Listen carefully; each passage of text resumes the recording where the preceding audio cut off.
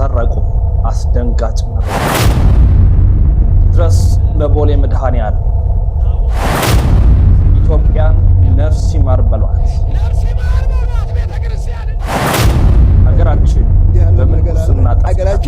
በምልኩስና ላይ ጠፋችሁ። ወዳችሁ ቤተሰቦቻችን፣ ውድ ኦርቶዶክሳውያን፣ ኢትዮጵያውያን፣ ኤርትራውያን የሰው ልጆች በሙሉ እንዴት አላችሁ? እንዴት ቆያችሁ? እንዴት ሰነበታችሁ? ያሮስ ተጀምሯል። ያሮስን ሰብስክራይብ በማድረግ ያሮስን ሼር በማድረግ ያሮስን አጋር በመሆን ቤተሰብ በመሆን መረጃው ለመላው ዓለም በማዳረስ ዘውትር ከጎናችን ስለምትሆኑ እጅግ አድርገን እናመሰግናለን። በተለይ በአረብ ሀገራት የሞት ፍርዳችሁን የምትጠባበቁ ከ200 በላይ የሆናችሁ ትውልደ ኢትዮጵያውያን ኤርትራውያን የሰው ልጆች በሙሉ እግዚአብሔር አምላክ ጨርሶ ምህረትን እንዲያደርግላችሁ ዛሬም ጸሎታችን፣ ዛሬም ልመናችን፣ ዛሬም ጥያቄያችን ነው። ሁላችሁም በዛ ስላሉት ኢትዮጵያውያን ኤርትራውያን መላው የሰው ልጆች በመላው ዓለም ውስጥ መከራ ውስጥ ስላሉት ልንጸልይ ይገባል። እግዚአብሔር ጨርሶ ምህረትን ይስጣችሁ። የቅዱስ ፓትርያርኩ ልመና እነሆ ይሰማ እያላችሁ ኮሜንት አድርጉ። ሁላችሁም ውድ ኦርቶዶክሳውያን ዛሬም ሁሌም ስለነሱ ማሰብ ስለሚገባን ማለት ነው። ዛሬ እንግዲህ የተለያዩ ቪዲዮዎችን ይዤ መጥቻለሁ። አነጋጋሪ የሆኑ ቪዲዮዎች እጄ ላይ ያሉ፣ አስደንጋጭ የሆኑ ቪዲዮዎችም በእጄ ገብቷል። እውነት ለመናገር እኔ በጣም የደነገጥኩት እና ያዘንኩት መረጃም ነው እጄ ላይ ገባው። ምን እንላለን እንግዲህ በጣም ነውር ነው፣ በጣም አሳፋሪ ነው፣ በጣም አሳዛኝም ነው። እሱን መረጃ በማስደመጥ ብጀምር ደስ ይለኛል። ጳጳሱ ታቦት ሰረቁ። ይሄንን እንኳን ምን ብለን ነው የምናወራው? ምን ብለን ነው ለእናንተ ብናቀርበው? ምንስ ነው የምንለው? ይሄ ነውር ነው። እውነት ለመናገር ሙሉ መረጃውን ደብዳቤው እንደምትመለከቱት ነው። እኔ ደግሞ አነብላችኋል። ከዛ በኋላ የተሰጠውንም ደግሞ ትንታኔንም አቀርብላችኋል። ያለ መረጃ አይደለም የምናቀርበው፣ በመረጃ ነው። የተፈጸመው በቤተ ክርስቲያን ላይ ሙሉ በሙሉ ወርቅ የሆነ ጽላት ተሰረቀ ሲባል ያማል፣ ያስነባል፣ ያስደነግጣል፣ ያስለቅሳል፣ ያሳዝናልም ጭምር እና ነገሩ እንዴት እንደሆነ እንንገራችሁ። በኢትዮጵያ ኦርቶዶክስ ተዋሕዶ ቤተክርስቲያን የምስራቅ ወለጋ ሀገረ ስብከት ጽሕፈት ቤት ያወጣው ደብዳቤ ነው። ያለ መረጃ ያለ ማስረጃ አንዲትም ቪዲዮ ሰርተን አናውቅም። አንዲትም እስከዛሬ ሰራሩን ገብታችሁ ተመልከቱ።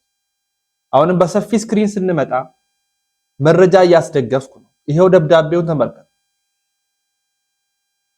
ምን እንላለን? የቅዱስ ሲኖዶስ ጉባኤ ተጠናቋል። እናያለን ኋላ። ይሄ እንዲሸፈንም የተደረገ ደብዳቤው ኦፊሻሊ ወጥቷል። በጣም ነው የሚያሳፍረው የሚያስደነግጠው። እና ላንብብላችሁ ደብዳቤው። ይሄ እንግዲህ ህዳር 27 ነው የወጣው ደብዳቤው ማለት እና እንዲህ ይላል።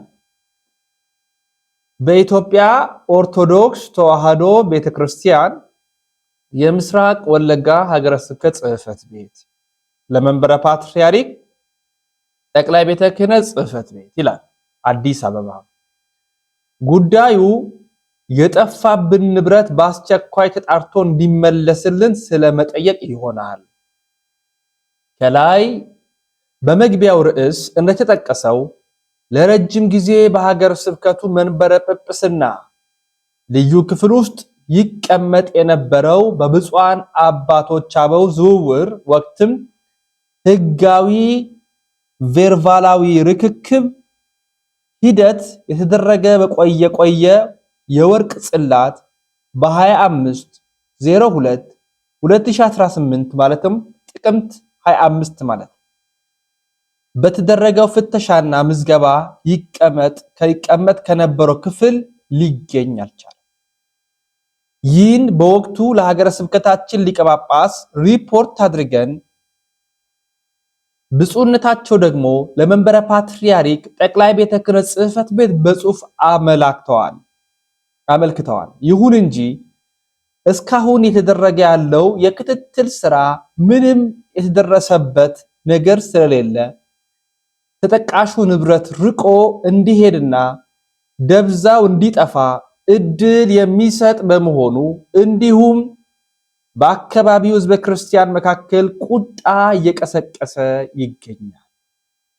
ስለሆነም ጽሕፈት ቤታችን ጠይቆ ባገኘው መልስ መሰረት ብፁዕ አቡነ ሩፋኤል ከብፁዕ አቡነ ኤልሳዕ የልዩ ክፍል ቁልፍን እንደተረከቡ በቂ የሰው ማስረጃ ስላለ የሀገርና የሕዝብ ንብረት የሆነውን ይህንን የወርቅ ጽላት ርቆ ከመሄዱና ደብዛው ከመጥፋቱ በፊት ብፁዕ አቡነ ሩፋኤል ቀርበው እንዲጠየቁልንና የተባለው ንብረትም ወደ ቦታው ተመላሽ እንዲሆንልን ይደረግልን ዘንድ ከፍ ባለ አክብሮት እንጠይቃለን። ከመንፈሳዊ ሰላምታ ጋር ግልባጭ ለብፁዕ ቅዱስ ፓትርያርክ ልዩ ጽሕፈት ቤት የቅዱስ ሲኖዶስ ጽሕፈት ቤት አዲስ አበባ ለብፁዕ አቡነ ኒቆዲሞስ ለሀገረ ስብከቱ አስተዳደር ክፍል ነቀምቴ ይላል። እንግዲህ ብፁዕ አቡነ ሩፋኤል ብፁዕ አቡነ ኤልሳዕ ስማቸው በዚህ ላይ ተጠቅሷል። እንዳገኘነው ደግሞ ከሆነ አቡነ ሩፋኤል ከብፁዕ አቡነ ኤልሳዕ የልዩ ክፍል ቁልፉን እንደተረከቡ በቂ የሰው ማስረጃ አለን። ያው እንደምትመለከቱት አሁን ይሄ አደባባይ ላይ ወጣ፣ አውደ ምህረት ላይ ወጣ፣ ሚዲያ ላይ ወጣ።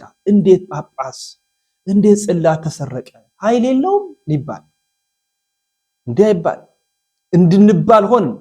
እርግጥ ነው ታቦተ ጽዮን ተማርካለች ተወስዳለች፣ ኃይል ስለሌላት ነው አይደለም። በውስጥ የነበሩት ኃጢአተኛ ስለነበሩ ናፍኒንና ፊናስ እግዚአብሔርን መቅደሱን ይዳፈሩ ስለነበረ እንዲህ ሆኗል። ኃይል ስለሌላት አይደለም።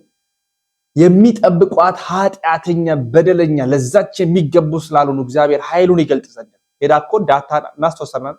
በዛ የነበረችውን ጣዖት አፈራርሳ የበዓልን ጣዖት አፈራርሳ ድል አድርጋ እንደመጣች እናውቃለን።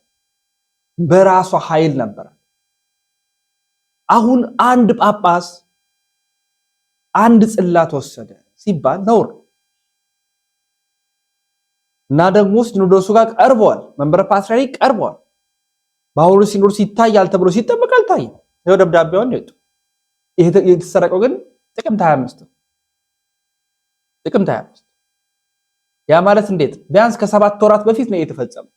ግን የቅዱስ ሲኖዶስ ምልዓተ ጉባኤ መንበረ ፓትርያርክ አባቶች ሊቃነ ጳጳሳት መጥተው ያዩታል ሲባል ይሄንን መልስ ከመስጠት በሌላ ነገር ላይ ሆነው ይሄ ዝም ተባለ። የህንፃ ምረቃ፣ የልማት ስራ ጉብኝት ምናምን ለተሬው የሚሆኑ ነገሮች ናቸው አብዛኛው ትኩረት የሚደረግባቸው። ይሄን ዘገባ ከኛ ከኦርቶዶክሳውያን መረጃ ከሚያቀርቡት ወጥቶ ዘሐበሻ እንዴት እንደዘገበው እንመልከት። ያልተጠበቀ ጉድ ነው። የወርቅ ጽላቱ የት ገባ? ጳጳሳቱ ለምን ተከሰሱ? ለመንበረ ፓትርያርክ ጠቅላይ ቤተ ክህነት የገባው ደብዳቤ እጃችን ገብቷል። በሀገረ ስብከቱ ዋና ጸሐፊ ወለጋ ሀገረ ስብከት መረጃውን በአጭሩ አቀርባለሁ። ከልዩ ጥበቃ ክፍል ውስጥ የወርቅ ጽላት እንዴት ሊጠፋ ይችላል? የጣት መጠቋቋሙስ በከፍተኛ የቤተ ክርስቲያን አባቶች ላይ ለምን ሆነ? ቤተ ክርስቲያኒቱን እያነጋገረ ያለው የምስራቅ ወለጋው አሳሳቢ ክስተት ብዙዎችን ጉድ አሰኝቷል። በምስራቅ ወለጋ ሀገረ ስብከት ለረጅም ጊዜ በከፍተኛ ጥንቃቄ በልዩ ክፍል ውስጥ ሲጠበቅ የነበረም የወርቅ ጽላት ድንገት የውሃ ሽታ ሆኗል። ሀገረ ስብከቱ ለፓትርያርኩ ጽሕፈት ቤት በላከው ደብዳቤ መሰረት ጽላቱ በደረገ ድንገተኛ ፍተሻ ሊገኝ አልቻለም። ነገር ግን ከሁሉ በላይ የሚያስገርመውና ነገሩን አሳሳቢ የሚያደርገው ሀገረ ስብከቱ የወሰደው እርምጃ ነው። ሀገረ ስብከቱ ለጠቅላይ ቤተ ክህነት በላከው ይፋዊ ደብዳቤ ላይ እንደተመለከትነው ብፁዕ አቡነ ሩፋኤል ጠቅሶ አፋጣኝ ምርመራ እንዲደረግ ጠይቋል። አቡነ ሩፋኤል የልዩ ክፍሉን ቁልፍ ከብፁዕ አቡነ ኤልያስ ስለመረከባቸው በቂ የሰው ምስክር ስላለ ንብረቱ ርቆ ሳይሄድ ቀርበው ይጠየቅልን በማለት አጥብቆ ሞግቷል። በሀገረ ስብከቱ ዋና ጸሐፊ የተጻፈው ደብዳቤ በአንድ ሀገረ ስብከት ጽሕፈት ቤትና በከፍተኛ የሲኖዶስ አባላት መካከል እንዲህ አይነት ግልጽ ክስ መነሳቱ በአካባቢው ምዕመናን ዘንድ ከፍተኛ ቁጣንና መደናገርን ፈጥሯል። ይሁን እንጂ የጠቅላይ ቤተ ክህነቱ የምርመራ ሂደት መጓተትና ዝምታ ነገሩን ይበልጥ ምስጢራዊ አድርጎታል። እናንተስ በዚህ ጉዳይ ላይ ምን ታስባላችሁ? ይሄ ደብዳቤ በተጠናቀው የቅዱስ ሲኖዶስ ስብሰባ ላይ ተነስቶ ነበረ። በወርቅ ጽላቱ ምስጢርና በጳጳሳቱ ላይ በተነሳው ክስ ዙሪያም የእናንተን አስተያየት እንጠብቃለን። ጉዳዩን የተከታተለው ለእናንተ እናደርሳለን። ምን ተሰማኝ? እኔ ለእናንተ ስሰራ ራሱ ለስራ መረጃ ወጥቷል። ይኸው ዘሐበሻ ዘግቦታል፣ ብዙዎቹ ተቀባብሎታል። እነ ዘበድኩን በቀለ ይሰሩበት። በቃ ምን እናድርግ? ወደንም ሳይሆን እንሰራለን። ያስለቅሳል፣ ወን ያስለቅሳል። ለምንድን ነው የሆነው ካልን በኮሜዲያን እሸቱ ገጽ ላይ ዶንኪ ቲዩብ ላይ ቀረቡት አንድ አባት ከ60 ምናምን በላይ አመት በላይ ዘርግተው ጉባኤ አስተማሩ። እድሜያቸው ከ90 በላይ አመት የሆኑ አባት ምን አሉ? ሀገራችን በምንኩስና ነው የጠፋችው፣ በመነኩሴን የጠፋችው አሉ። መነኩሴ ከተማ ሲመጣ ነው ቤተክርስቲያን እንዲህ የተዋረደችው አሉ። እንስማቸው። ሰሚ ባይኖርም ሁሉም ሰው እንዲሰማው ሼር አድርጉልኝ። እግዚአብሔርን ማታለል እኮ ረገኝ እንዲህ ያለም ነገር አለ። ሀገራችን በምንኩስና ላይ ጠፋችው። ምንኩስና መንኖ መጥፋት ነበር። መንኩሶ ሹመት ገባ። ውለታዋ ሳይታወቅለት እንደዚህ ያለችው ሀገር እነ ተክለ ሃይማኖትን የወለለች፣ እነ አቡነ ሀብተ ማርያምን የወለለች፣ እነ ያሬድን የወለለች፣ እነ አባ ጊዮርጊስ ዘጋስጫን የወለለች ኢትዮጵያ ተመሳሳይ ሀገር የሌላት ተዋሕዶ ሃይማኖትን አጥብቃ ጠብቃ የኖረች ውሸት የማይታወቅባት እውነት የተለገለባት ትልቅ ሀገራችን በምንኩስና ላይ ጠፋችው። ምንኩስና መንኖ መጥፋት ነበር። መንኩሶ ሹመት ገባ። ምንኩስና ለነፍስ ነበር፣ ለስጋ ተሆነ ወዲህ የኢትዮጵያ በረከት ጎሏል። የኢትዮጵያ ነገር እንግዲህ እግዚአብሔር ይመልሰው እንጂ በሰው አይመለስም። በካህን የመጣው አገርን ያጠፋል። ቤተ ክርስቲያን በደንብ ብትገለገል ዲያቆኑም፣ ቄሱም፣ መነኮሴውም፣ ጳጳሱም ሁሉም በተሰጠው እንደ ሕጉ ቢሰራ እግዚአብሔር አይለቀንም። ሁሉም ያልሰራ መሆኑ ማስረጃው አገሪቱ ያልነበረ መከራ ወደቀባት። ይህም የማን ኃጢአት ነው? የካህናት ነው። አንዱ ካህን እኔ ነኝ፣ እኔ ንጹሕ ነኝ አይደለም፣ አብሬ አልሰራውም፣ አልጠበቅንም የእግዚአብሔር ሕግ። ስለዚህ እግዚአብሔር ያመጣው ነው። የሳራችንማ ቢሆን የለንም ነበር እኮ። አንደኛ ሳይማር መመንኮስ ምን አመጣው? ደግሞ የተመነኮሰ ምንኩስና በትምህርት አይታገልም። የተመነኮሰ ብቃት ነው። ብቃቱ አገር ማዳን ምሕረት ማምጣት ነበረ። ይህ ቀረ። በቤተ ክህነት ያለነው ሰው እውነት ባንሰራ ነው። እውነተኞች ብንሆን ምሕረት ነበር የሚመጣው። እውነቱን ለመናገር ከሆነ በእኛ ስህተት የመጣ ነው። እኛ ብንመለስ እውነተኞች ካህኖች ብንሆን ተላይ እስከታች እውነት በተሰጠነው ስራ ብንጠበቅ የእግዚአብሔር ቃል እንደማይዛባ አውቃለሁ። እግዚአብሔር አድለው አያውቅም። እግዚአብሔር ሐሰት አይፈልግም። እግዚአብሔር ውሸት አይወድም። እውነት ብቻ ነው የሚፈልገው። በክርስቲያን መነሰው መነኮስኩ ብሎ ሹመት አይገባም። ለሹመቱ ለምንኩስና አይፈልግም። ምንኩስና የሚፈልገው ለነፍሱ ነው። ጳጳሳቶች በጸሎታቸው ይጠብቃሉ ሀገርን።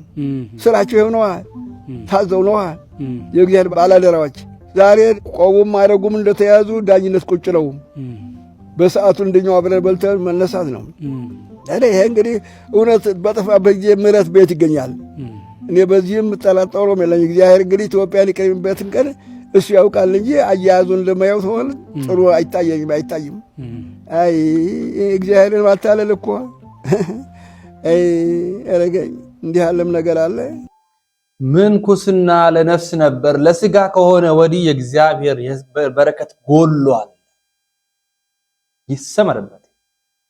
ምንኩስና ተሹሞ ከተማ ገባ። መንኖ መጥፋት ነበር። አሁን ሹመት ሽልማት ሆነ። ምንኩስና የነፍስ ነበር፣ አሁን የስጋ ሆነ። ከፍታ ነበር፣ ዝቅታ ሆነ። መላካዊ ባህሪ ነበር፣ እንስሳዊ ባህሪ ነገሰበታል። አባታችን ለኢትዮጵያ በረከት መታጣት እንዲህ የሆን ነው። እኛ አባቶችም ነን አሉ። እኛ ምዕመናን እንዳለን ሆኖ የኛ የሚነገር የሚሰፈር የሚቆጠር አይደል በደላችን ነውራችን። ግን ቢያንስ ታርቀው የሚያስታርቁን አባቶች በመካከል ሆኖ የሚያገናኙን ድልድዮቻችን ከብፁዓን ሊቃነ ጳጳሳት ጀምሮ እስከ ተራው እስከኛ ምዕመናን ድረስ እግዚአብሔርን መቅደስ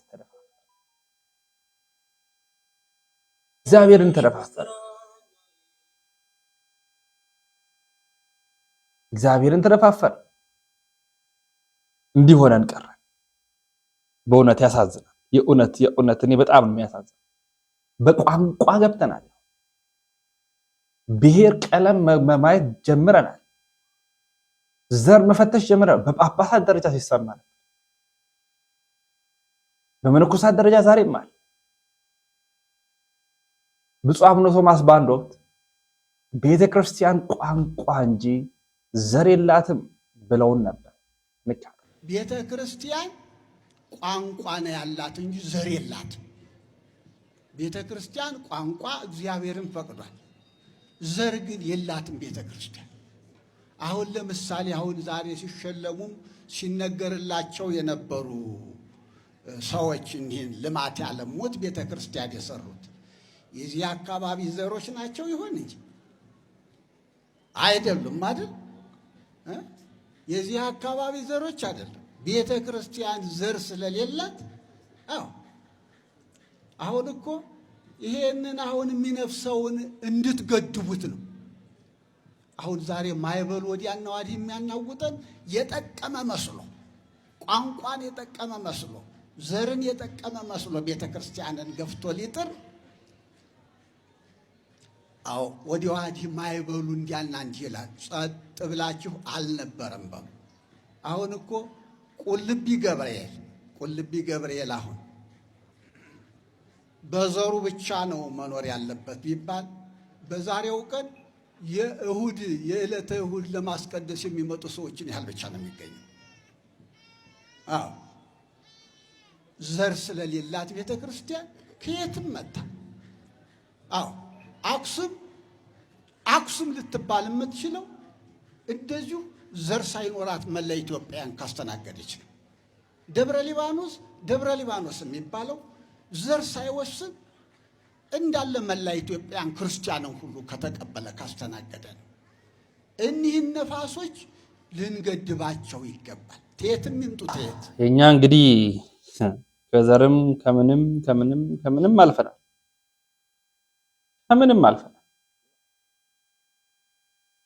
ወደ ቦሌ መድኃኔዓለም እንሂድ።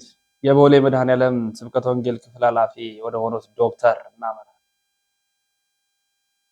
ዶክተር ናቸው። ታቦት ጠረጴዛ ነው አትበሉ አሉን። አይባልም ሲሉ ሰምተናል። ትክክል አይደለም አሉ።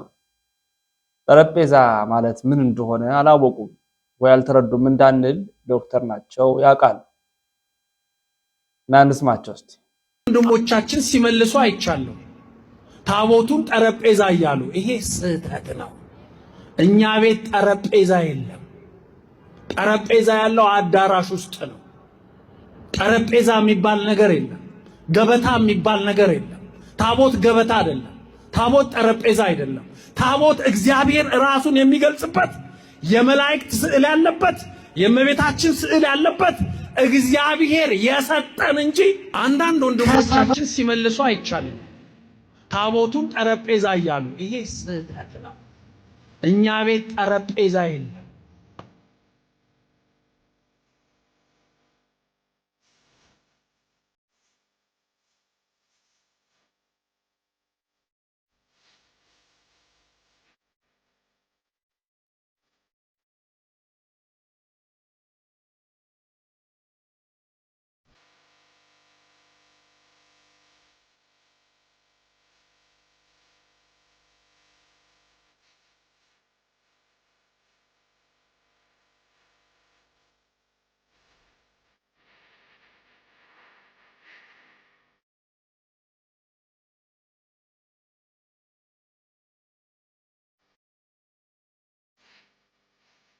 ይሄንን እናጥራው።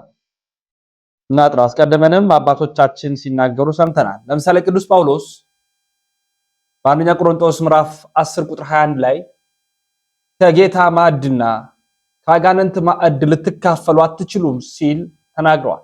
ከጌታ ማዕድና ካጋንንት ማዕድ ልትካፈሉ አትችሉም። አንደኛ ቆሮንቶስ 10:20 ማዕድ የሚለው ቃል ቀጥታ ትርጉሙ ጠረጴዛ ነው።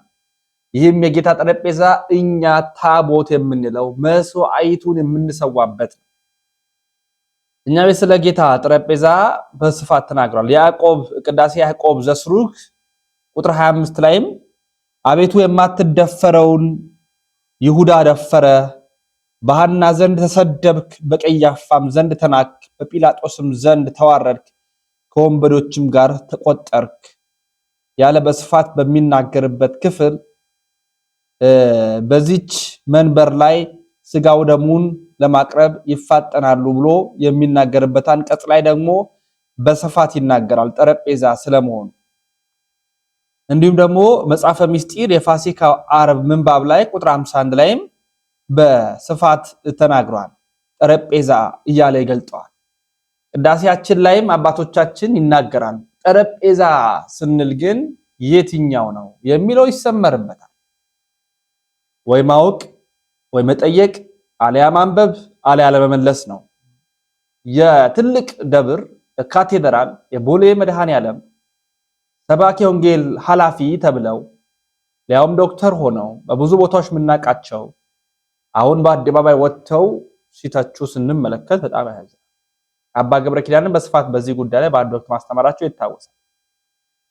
እና ይድረስ ለቦሌ መድኃኔዓለም ማስተካከል አለበት። አሁን ዘመኑ እንደቀደመው ያላነበበ ሰው የተናገረ የሚያልፈው ክፍል አይደለም። ያነበብን እየጠየቅን እየፈተሽን የምንሄድበት ስለሆነ በደንብ ይሰመርበት ይታይበት ለማለት እንወዳለን። ወደ ቀጣይ መረጃችን ስናመራ ኢትዮጵያን ነፍስ ይማር በሏት ይሉናል መምህራችን። ኢትዮጵያን ነፍስ ይማር ነፍስ ይማር በሏት ኢትዮጵያን፣ ነፍስ ይማር በሏት ቤተክርስቲያንን፣ የወላድ መሃን የሆነችውን ልጆቿ እንደ ቅጠል የረገፉባትን ልጆቿ አምነዋት በደጇ በተሰባሰቡ ወንጀል ሆኖ መታረድ፣ ወንጀል ሆኖ መታረድ። የሰው ልጅ እንስሳ እንኳን ሲታረድ ቶሎ ብለ ነፍሱን አጥፋው ይባላል። ሲያጓራ ያሳዝናል። የሰው ልጅ እየታረደ ያጓራ። አቤት አበስ ገበርኩ ምን ጭካኔ ሆን! አረ ከየት ተማርነው? አረ ማን ያስተማረን? አረ የነን ክፉ ማን ያስተመለከተን? ወገኖቼ አረ ኢትዮጵያ ያን ነበረን ባሏ። አረ ኢትዮጵያ ያን ነበረ ምግባሯ። የተራበ እኮ የምታበላ ነበረ። እንግዳ እኮ የምትቀበል ነበረ። ዓለም ሲያሳድዳቸው እግራቸውን አጥባ ሀብት ንብረት ሰጥታ እንግዳ አርጋ በተቀበለች ሁለት ውሃ የነበር ለኦርቶዶክስ ይሄ ነበረ። ዓለም መቀመጫ ሲያሳጣቸው ሲያሳድዳቸው አገራችን ኢትዮጵያ እኮ ተቀብላ ነበር ያስተናገደቻቸው። ሁለት ውሃ የነበር እንዴ ይሄ ነበር ዜጎቿን ማሰቃየት።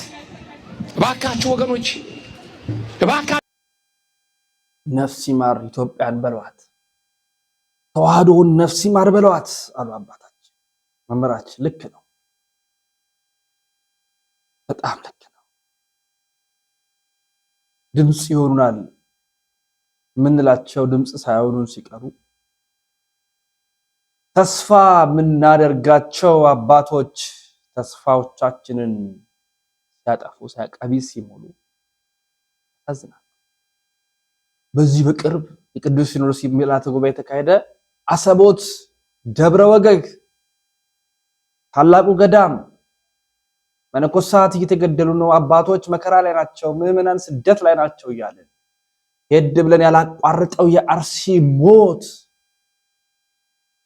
ያልቆመው የዛሬም ድረስ በሰሜኑ ያለው ጦርነት በትግራይ ይነሳ ያለው አሁን የሞት ጻር የሚያንዣብበው ድምጽ ከሀገራችን ውጪ ያ ሁሉ መከራ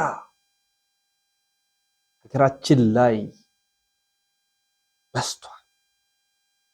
ነፍስ ይማረን በላት፣ ነፍስ ይማረን በላት።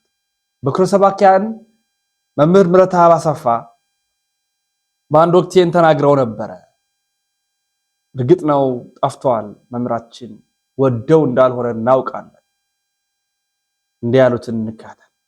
ለንጹሃን በመጮህ ለተገፉት በመጮህ አንዳንድ ሰው ዝምታን ብቻ እንደ ወርቅ ይቆጥራል። መናገር ለምሳሌ በውጭ ዓለም የተመቸ ቦታ ላይ ሆነው በአገር ቤት ስለሚገፋ በአገር ቤት ፍትህ ስላጣው ምጮህ ካሉ እነሱ ሰማዕታት ናቸው። ሙሴ በተመቸ ቤተ መንግስት ሆኖ ላልተመቻቸው ወገኑ ሲል ልዑል አልጋ ወራሽነትን ጥሎ በረሃ ገብቶ በተመቸ ቦታ ላይ ሆኖ ላልተመቸው ወገን መጮህ ፍትህ ላጣው ድምጽ ላጣው ለሚሞተው ለሚሰደደው ለሚገደለው ለሚያለቅሰው ለሚራበው በጫካ ለሚወልደው በማህፀን እየተሰነጠቀ ጽንስ ወጥቶ ስለሚገደለው ድምጽ መሆን መናገር መቻል አንደበት እንደዛ ዓላማ መዋል እኔ ተመችቶኛልና እኔን ካልነካኝ ብሎ ዝም ማለት ተገቢ አይደለም። እውነትን መመስከር በጊዜ ውስጥ ያለ እውነት ሰማዕትነት ነው። ስለ አንዲት ቤተክርስቲያን ስለ ኦርቶዶክስ በቆማችሁበት በሄዳችሁበት መመስከር መናገር ይሄ ሰማዕትነት ነው። ይሄንን አሁን ኮፒ ሊንክ ሼር አድርጉት። ዓለም ይስማ፣ ወደዚህ ይምጣስ። ስንት ኦርቶዶክሳውያን አሉ አሁን እዚህ ውስጥ ያላችሁ እኔን የምትከተሉ በቅርብ የመጣችሁ አሁን 170 ሺህ ገባና ተልገባ ዛሬ ገብተናል። እናንተ እዚህ ውስጥ ያላችሁ 100 ሺህ እንኳን ትክክለኛ ኦርቶዶክስ ቢሆን በስሩ 5 ሰው ቢያስገባ እኮ 500 ሺህ ነው። 500 ሺህ ደግሞ በስሩ እንደዛ ቢያስገባ ወደ አንድ መጣና አንድ ሲሆን ምን እናደርጋለን? አንለያይም። ምን ማድረግ እንዳለብን እንመካከራለን። ቤተክርስቲያናችንን እንጠብቃለን። መረጃ እንለዋወጣለን። ብዙ ነገር መስራት እንችላለን። ለዛ ግን ኮፒ ሊንክ ሼር አድርጉ። እስቲ ድምጽ እንሁን። ላይክ አድርጉ፣ ሼር አድርጉ፣ ኮሜንት አድርጉ። እናንተ ላይክ ስታደርጉ ዩቲዩብ አልጎሪዝም በራሱ ያዳርሳል። 1000 እንኳን ላይክ አይደርስ 1000 ከ2000 3000 በላይ ሰው ያየዋል። ምቀኝነት የእናንተ ላይክ ማድረግ መረጃውን ያዳርሳል። ይሄው የዛሬ ሰራነው ቪዲዮ ምንድነው? ፍትህ ነው። ድምጽ እንሁን ነው። እውነት ይገለጥ ነው። አባቶቻችን በደንብ አድርገው ይስሩ ነው። መረጃ ከማስረጃ ጭምር ያስደገፍን እንሰራለን።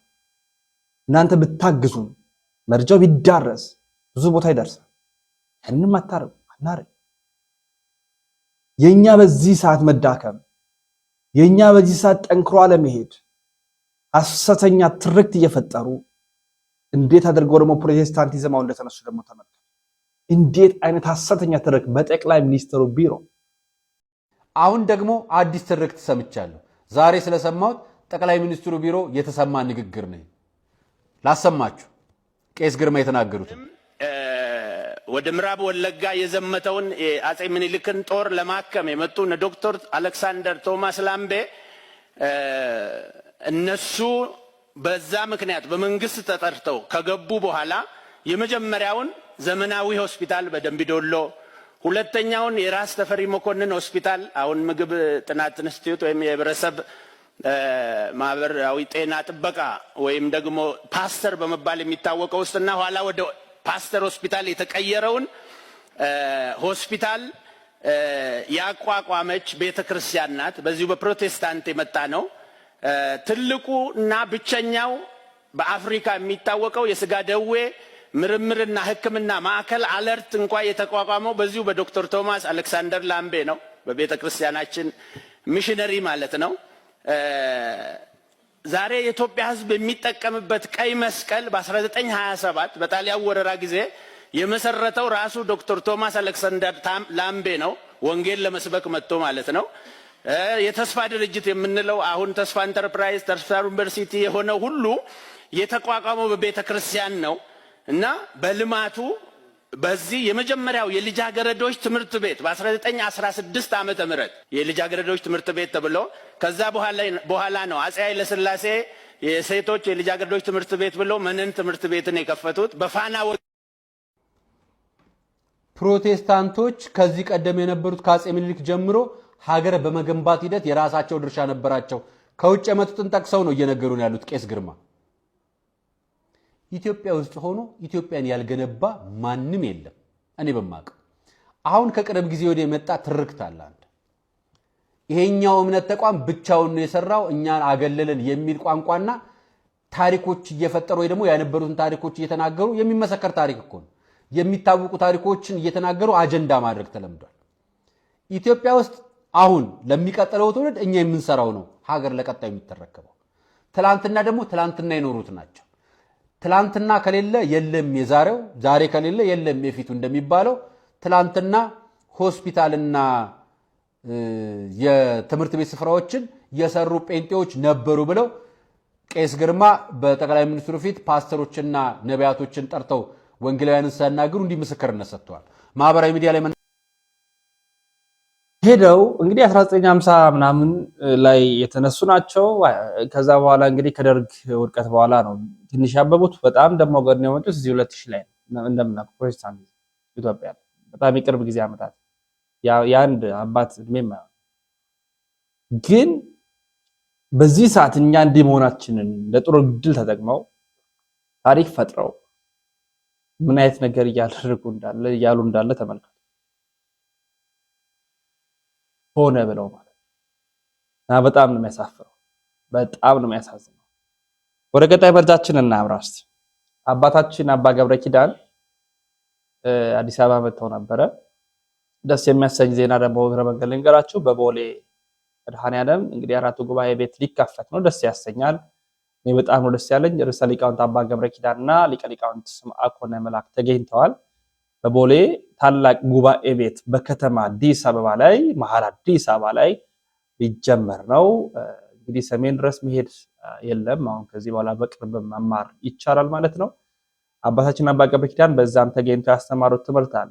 እሱንም አሰማችኋለሁ። ድግምት መድገም የሚችል የዓለም ጠንቋይ ነው የሚል ይድገምብኝ ብለዋል አባታችን። ሰላም ለኪ እንዘንሰግድ ንብለኪ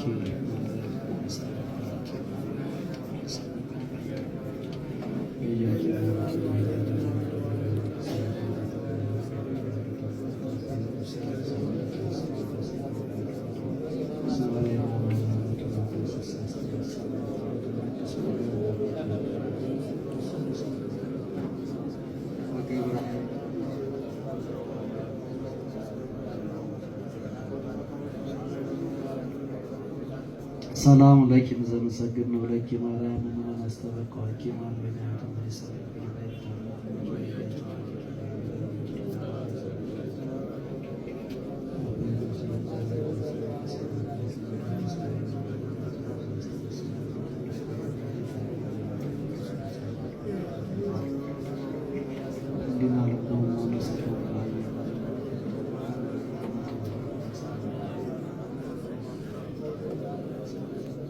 ምናልባት ድግምት የሚችል ሰው ካለ ጀግና ለዋለው ይድገምብኝ ብያውቃለሁ። አሁንም ይቻላል። እንደ ወንድ የሆነ ጀግና በዓለም አለ የተባለ ጠንቋይ ይድገምብኝ ብያውቃለሁ። ይኸው አሁንም የምትሰሙ ካላችሁ ድገሙብኝ። እኔ በጌታችን በመድኃኒታችን በኢየሱስ ክርስቶስ ስም ፍጹም አምናለሁ። ምግባሬ ከሰው ድሃ ሊሆን ይችላል። በክርስቶስ ስም ግን ቀልድ የለም። ስሙን በስመ አብ ወወልድ ወመንፈስ ቅዱስ በጠራሁት ጊዜ ውዬ ባድር አንዳች እንደማይዞረኝ አምናለሁ። መቴል ሙዛች አሁን እኔ ሰው በጫማ ይደገምበታል በምናምን ይችላል። እኔ ጫማዬን ትቼው ነው የምመጣው፣ ውጭ ትቼው ነው የምገባው። መድገም ይቻላል። አራት ነው፣ ምንም አልሆነም። እናቱ ድንግል ማርያም ለእኔ መጠጊያዬ ናት። በእናትነቱ በጣም በነገራችን ላይ ይሄ በጣም ቀላል ትምህርት አይደለም። በጌታችን በአምላካችን በመድኃኒታችን በኢየሱስ ክርስቶስ ላይ የጸና የጠነከረ እምነት ካለን ማንም ምንም ቢያደርግ ማንም ምንም ቢል ማንም ምንም ቢሰጥ አንዳች አንነካም። ለዛ ነው አባታችን እኔ በጌታዬ በመድኃኒቴ በኢየሱስ ክርስቶስ ላይ ሙሉ ኃይል አለ፣ በእናቱ እምነት አለ፣ ምንም አይደረግብኝም።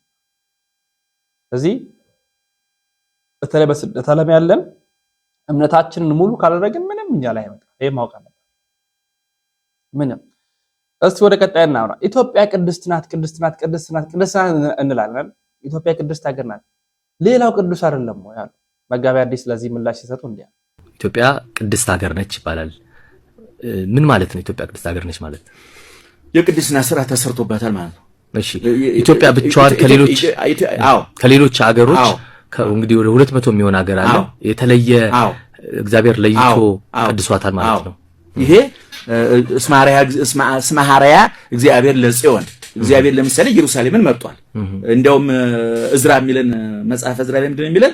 እግዚአብሔር ከእንስሳት በግን ከአይዋፍ ርግብን ከአዝሬት ስንዴን ከአትክልት ወይንን ከሰው አብርሃምን መረጠ ይላል። ሀገር ይመረጠ ኢየሩሳሌም። እንደውም ኢየሩሳሌምን ሀገሬ ነው የሚላት መጽሐፍ ቅዱስ። የእግዚአብሔር ሀገረ እግዚአብሔር ነው የምትባል የእግዚአብሔር ሀገር ናት ኢየሩሳሌም። በመጀመሪያ ደረጃ አዳም ሲፈጠር ከእንስሳት ከአራዊት ከአይዋፍ ተመርጦ ነው፣ ምርጥ ነው እሱ። ከመላእክትም የበለጠ ክብር ተሰጥቶት ነበር። ኋላ ግን ሰው ወደ እንስሳነት ሲወርድ ሰው ኖህ የተመረጠው ምንድነው? ያሸናፊዎች አሸናፊ ይባላል አይደል? የምርጦች ምርጥ ሆነ። አሁን ከዛ በኋላ ሰው ወደ እንስሳዊ ጠባይ ሲወርድ ከሰው መካከል እንደገና ሰው መምረጥ ጀመረ። አሁን አዳም ከእንስሳት መካከል ተመርጦ ከበረ። አብርሃም ግን ከሰው መካከል ነው እንደገና መርጦ ነው። ምክንያቱም ሰው ወኮነ ከመንስሳው ተመሰሉ ሰው እንስሳዊ ጠባይ አውሬያዊ ባህሪ ሲያሳይ ከተፈጠረበት ዓላማ ሲያሽቆለቁል ምርጫ ይጀምራል። ከዛ በኋላ ምርጫ ይጀምራል።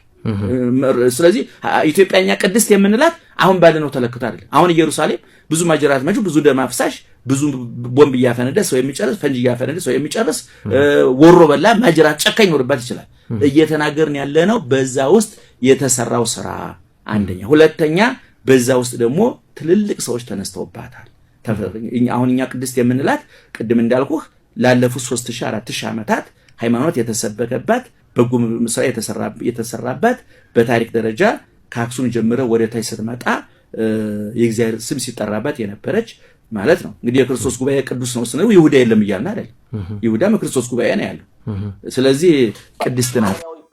ኢትዮጵያ ለምን ቅዱስ ተባለች? አባታችን በስፋት የመለሱበት ነው። የመጨረሻችንን እናድርግ። ደስ የሚል ታሪክ ስለሆነና በጣም የምንማርበት ነው ብዬ ስላመንኩኝ ነው። የመምህር ብርሃን አድማስን ብፁዕ ቅዱስ ፓትርያርኩ በአንድ ወቅት የዝሙት ጾር ተነስቶባቸው ነበር ብለው የግብፅን አባት አነሱ። የመጨረሻ ቪዲዮ ነው።